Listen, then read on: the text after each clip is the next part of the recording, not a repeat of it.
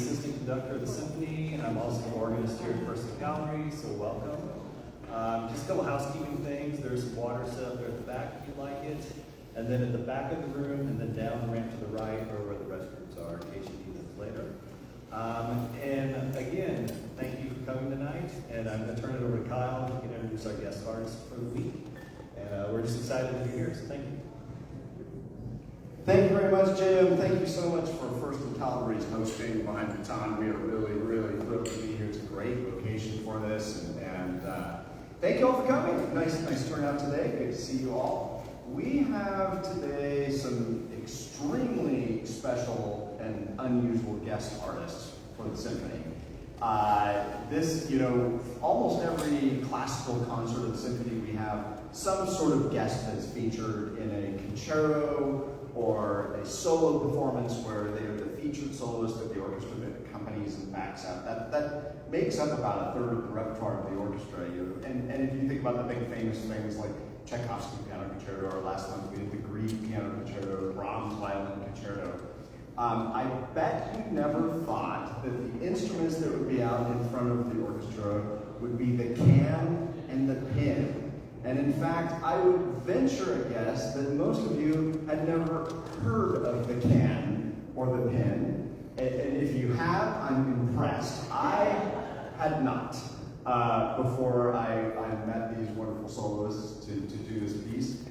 We met last year in China, in Hangzhou. I was invited to conduct the Hangzhou International Composition Festival or Contemporary Music Festival, and on that festival, one of the pieces was by a Thai composer, Narong Prangcharoen, who I had already met. I'd known. He actually went to the conservatory in Kansas City, UMKC, studied with Cheng Yi. We've played some of her music here in Springfield, and then I was fortunate to get to go to Thailand and conduct at his composition festival as well. But I didn't know this piece, and in fact, I don't think this piece had even been written when I was in Thailand. I think this was written mostly during the pandemic. It was performed in Thailand, and then the next performance was the one that I was fortunate to conduct last year in October in Hangzhou, China. And I will tell you that Alice went with me to that concert, and after the concert, she ran up to the stage and said, "You have to bring this to Springfield. You have to bring this piece to Springfield. It is so exciting, so fun, so unusual, but really, really listenable, something that people will really enjoy." And so here we are. So it is my great, great pleasure to bring our instrumentalists up, and I'd like to give them a nice warm round of applause and welcome to the United States.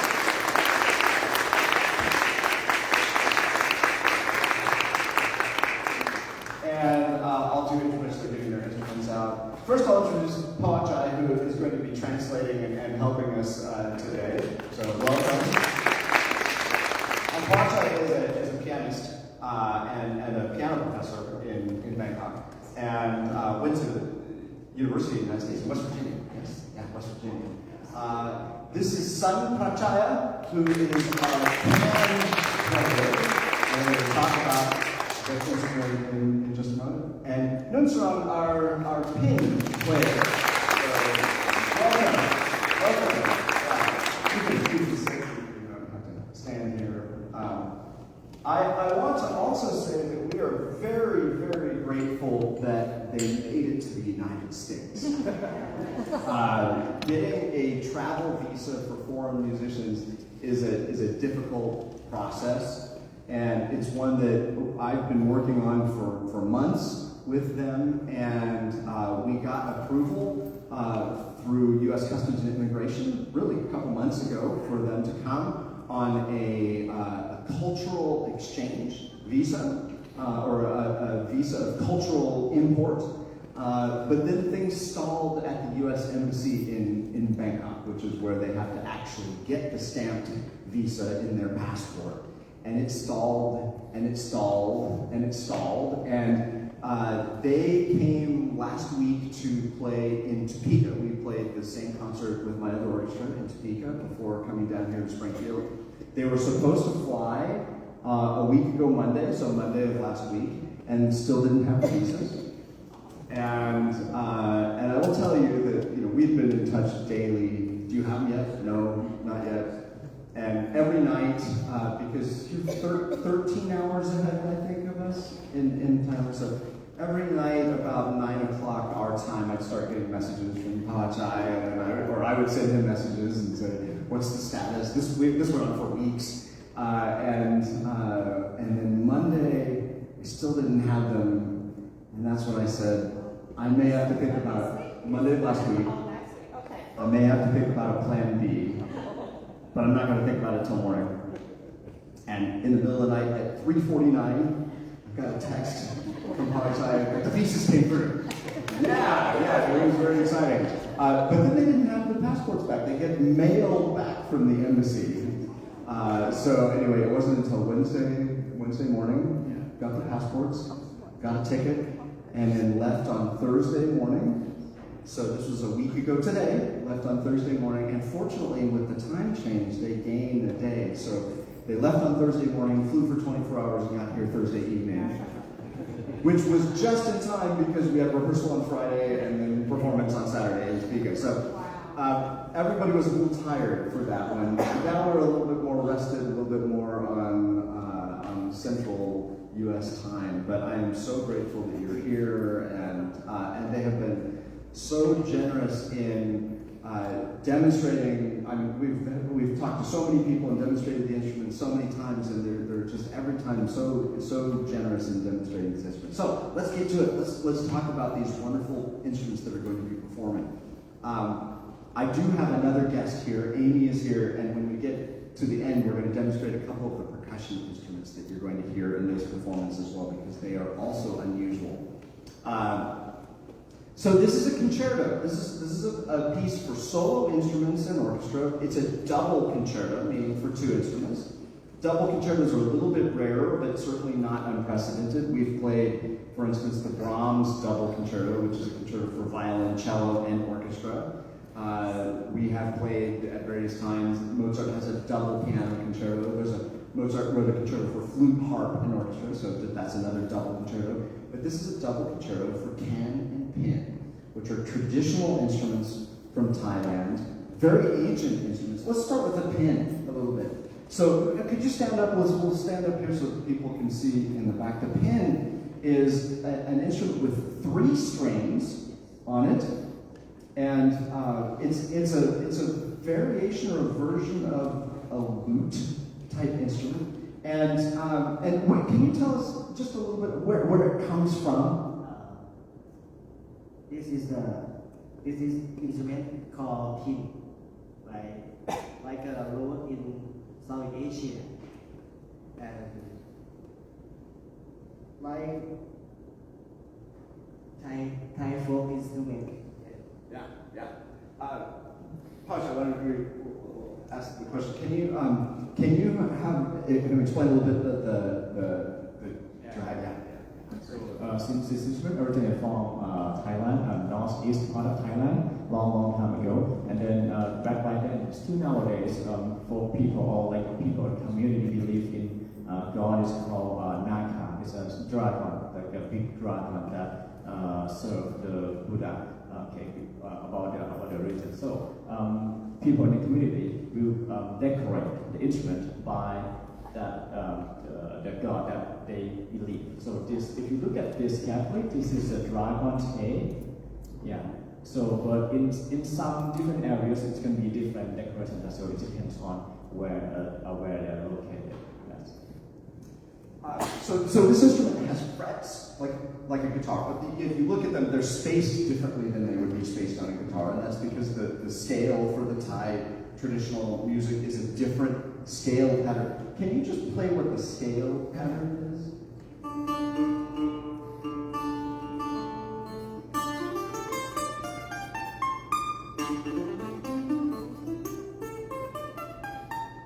So that you can hear that scale is a different scale than what we think of as the Western major or minor scale. Now, it is with 3 strings, and it plays oftentimes with the can, but with other instruments more solo. And I wonder if you could give us a demonstration of how it would be traditionally played. Yeah.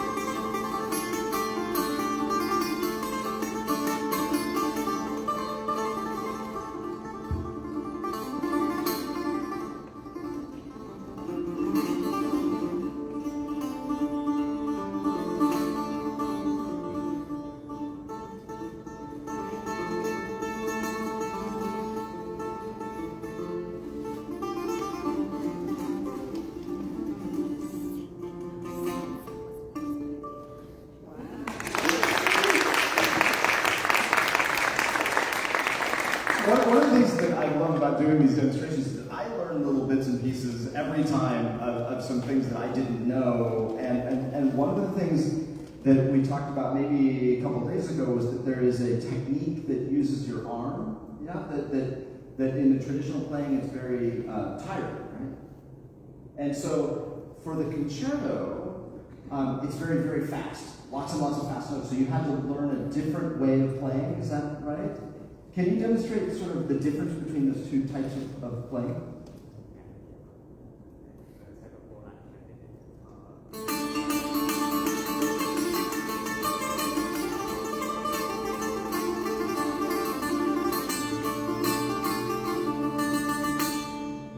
So that's the traditional mode of playing with lots of force to the arm. And then you had to do what Narang asked you to do. You had to do a faster finger.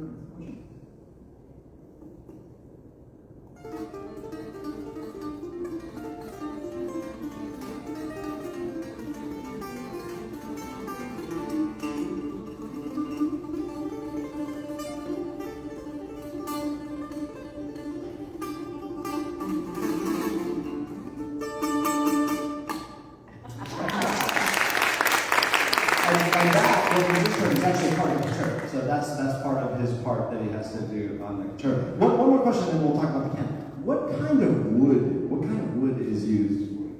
So actually, originally, this instrument made from jackfruit tree, the wood, jackfruit tree, and then ancient time they have to bring the whole tree, the whole wood, and then carve it to be like this instrument. They have to do like carve to make up all of the hole, and then to do so everything is one piece back by then. But nowadays, it's modernized and that they assemble with many, like some few parts, so it's easy to make. But still, this wood is come from jackfruit tree. Jackfruit tree. Yeah. Thank you, Sean. Thank you so much.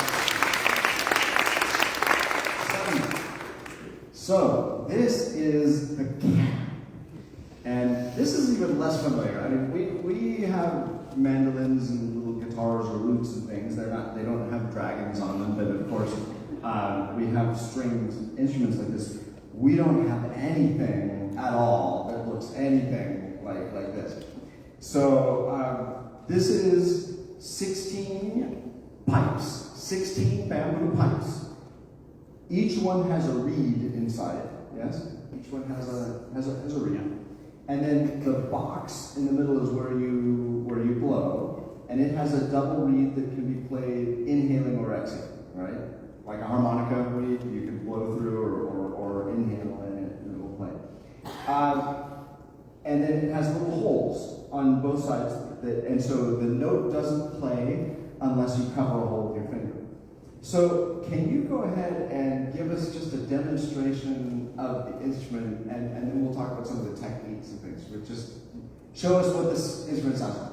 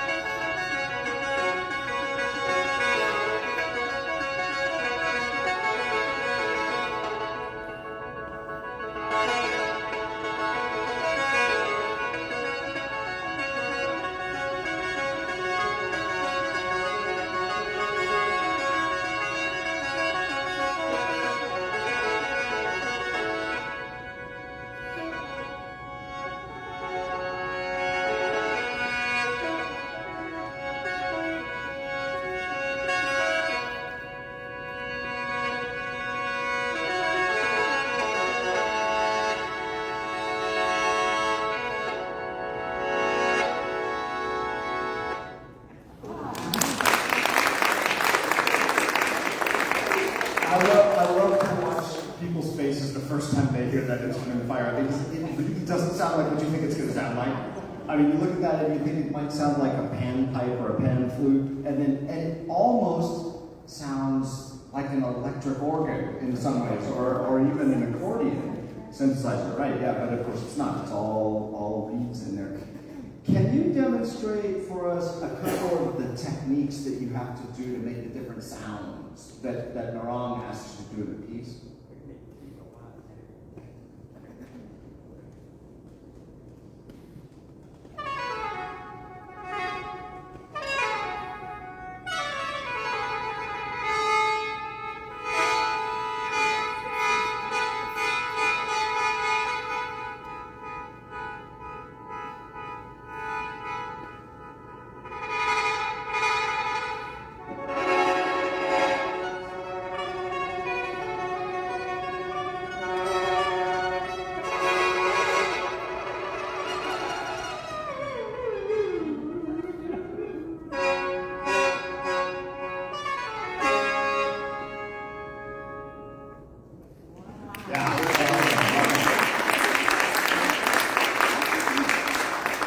So you can see why I didn't have a plan B.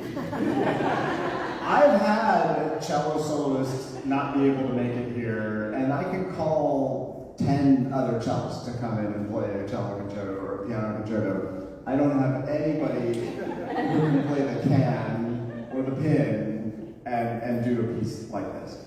Let's hear the two of you play together, because these two instruments go together just remarkably, and yeah, let's hear a little bit of the traditional. Hang on for your chord. No, yeah, that's fine.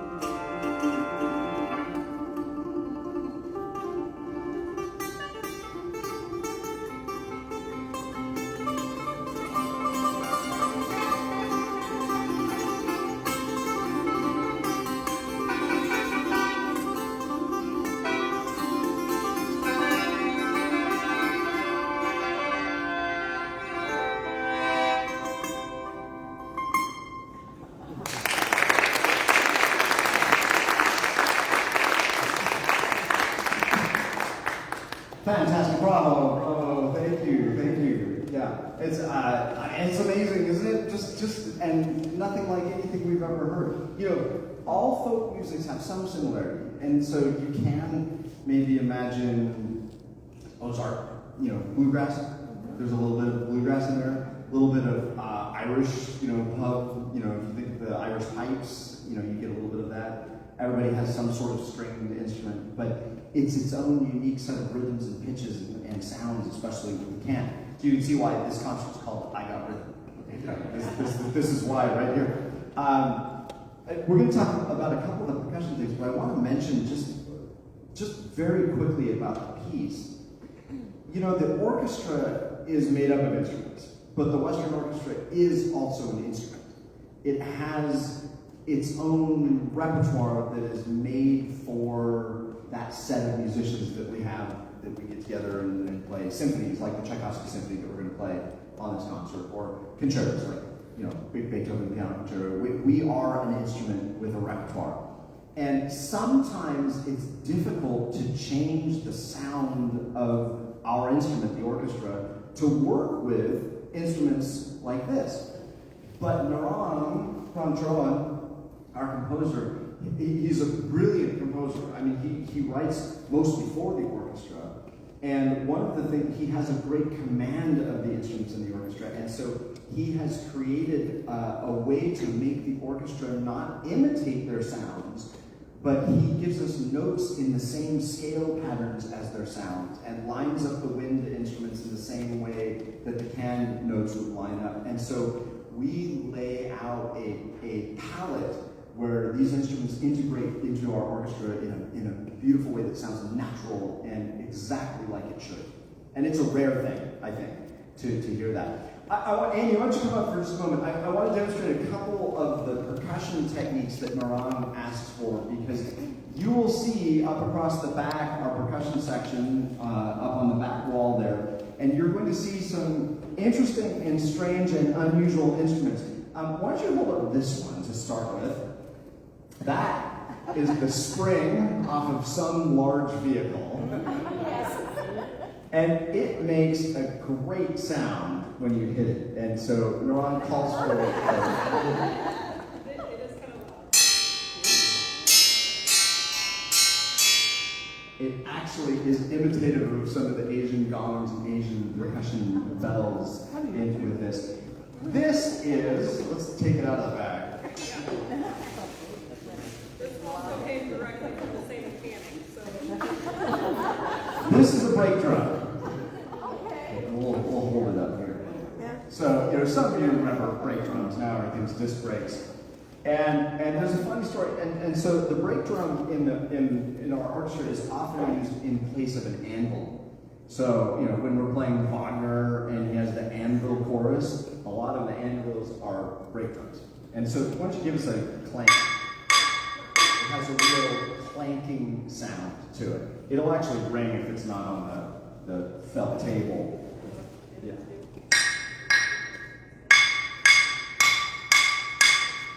Now, when I was in China, at the conservatory in Hangzhou, this is a brand new conservatory, and they have 5 giant concert halls, and they have every piece of percussion equipment known to man that you can buy, and they're brand new and beautiful.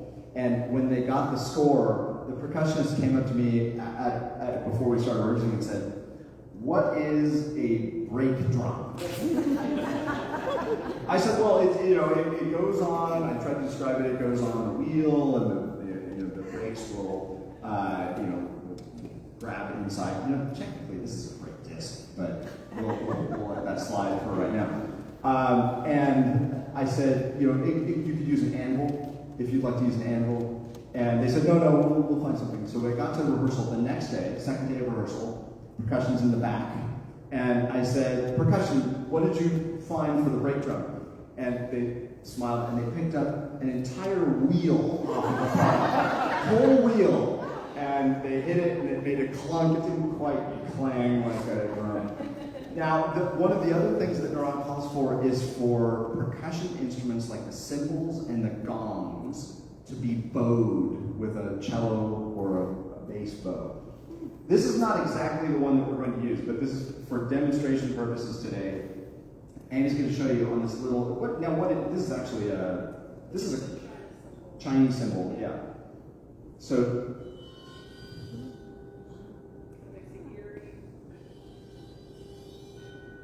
instead of hitting it and getting the normal cymbal sound, it actually, the bow causes that cymbal to ring. And one of the things that Narong asked for is a water gong. And with a water gong, you bow a gong, probably more like one of these gongs. And all of this one, for some reason, isn't responding to the bow today. And then dip it in the water. I want to demonstrate with this one. Oh. Do it again, so yeah. So you get that pitch bend on it. It's really neat. And there are a few others that the instruments were just too big to bring in here. My favorite is the kettle drum, the timpani, the big timpani. There are two techniques that Narong calls for, or three actually, but one that is really neat. He calls for a rubber super ball, like kids play, you bounce on, rubbing the super ball across the drum. And it makes this kind of a really strange sound. And another technique that I really enjoy, he calls for a cymbal to be placed on the kettle drum, and then played, and then the pedal goes down, so it makes the sound go, so it kind of drops the sound. You're going to hear a lot of that. The orchestra is actually used as a big percussion section to accompany our players. So we are almost out of time, but I want to open it up if anybody has any questions. The two of them together, can they be played together? Yes. No, I mean, I'm talking about that. Can you? What's the difference?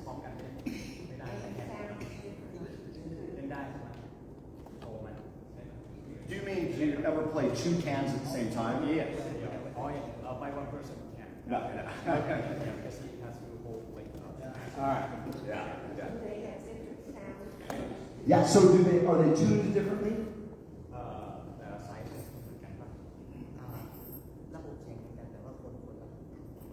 So it's the same system but different octaves. Same system but different octaves. You can hold it for a moment. Any other questions? Their education, how do they learn these instruments? Okay, how do they learn to play? Well, you want to say Thai a bit so they can hear Thai language a little bit?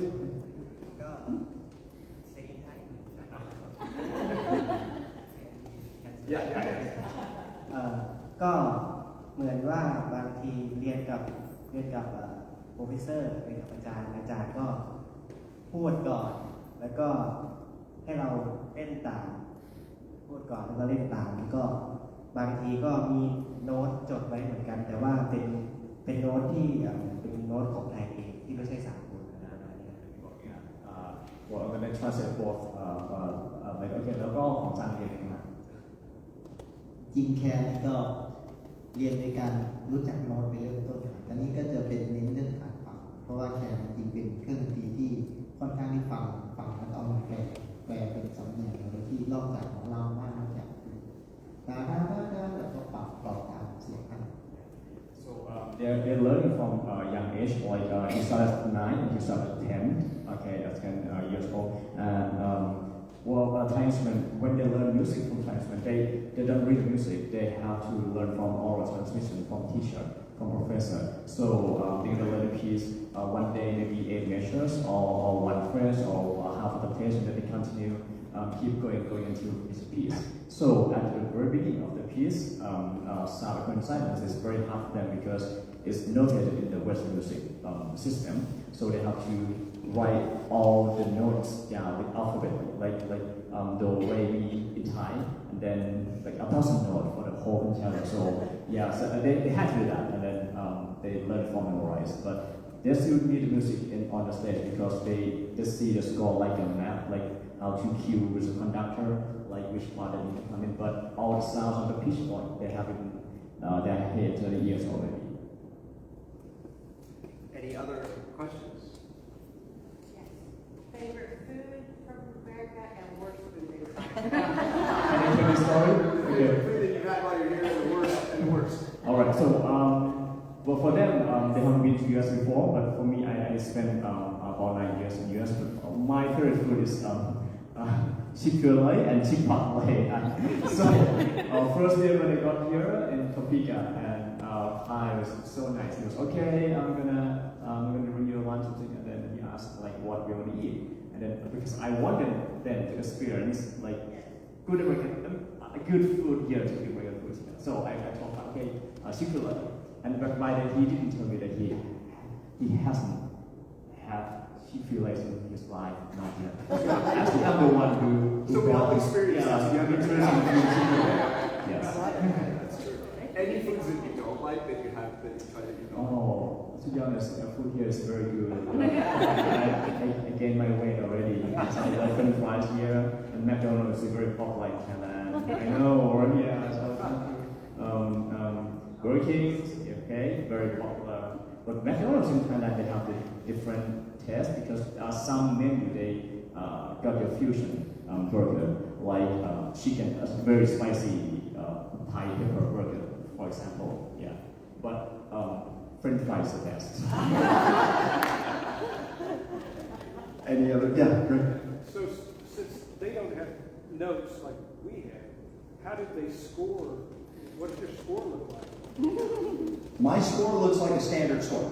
So it looks just like I'm looking at a Tchaikovsky or Brahms concerto, with a few exceptions, mostly things that the percussion has to do, which are a little bit strange as far as how it was written down. Their parts are written out in full score, just like it would be a piano part. And so, like Pachai was saying, they had to write out the note letters for each of those. Can you play notes on the? You know, it's like, yeah.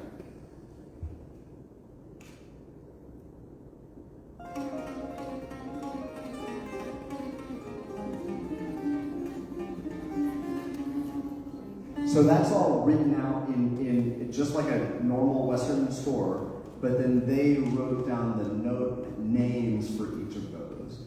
And then, like Pachai said, they're using their part as a map.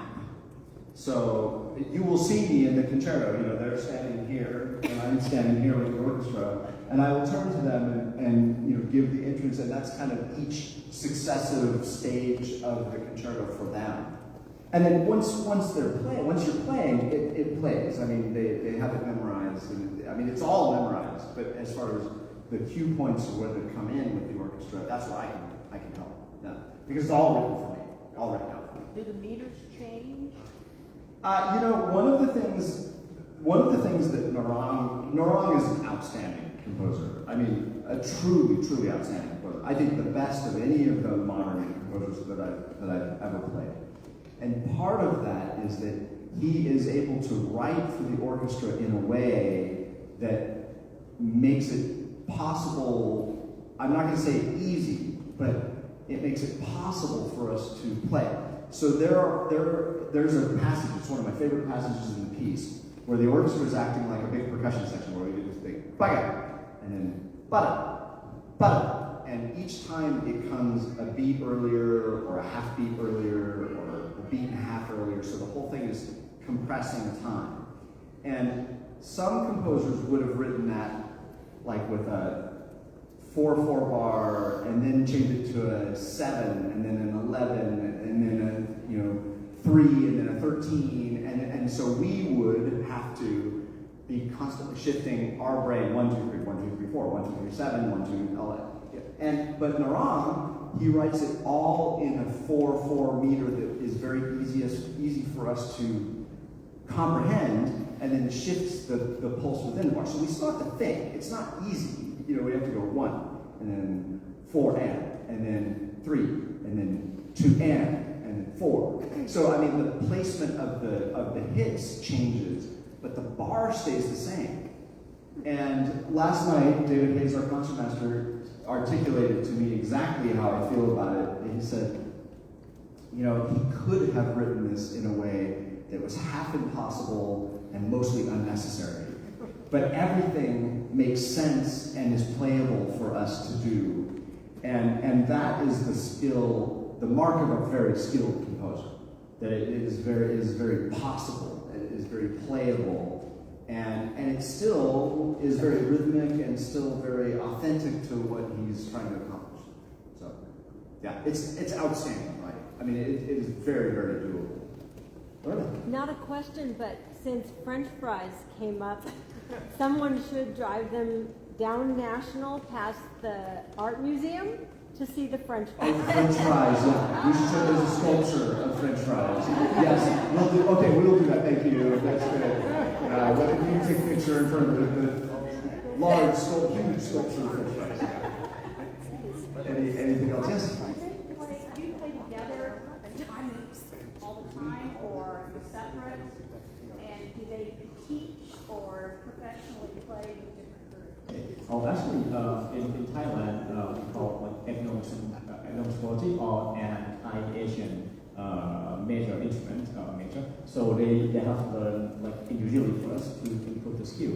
But for the study, they have to play all like a solo, duo, and with the Thai chamber Thai chamber ensemble, which is all Thai folk instruments, and they play together. So they are able to play like all of the genres of the ensemble.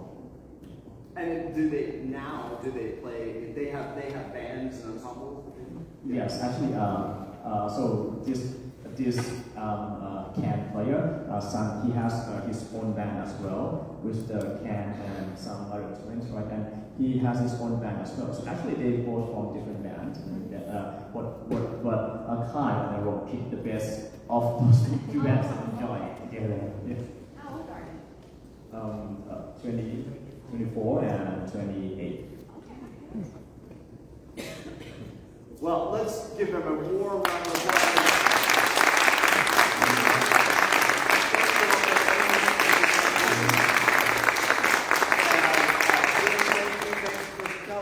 And we will look forward to seeing you Saturday night, and you will see something that you've never seen before. So, thanks so much for coming today.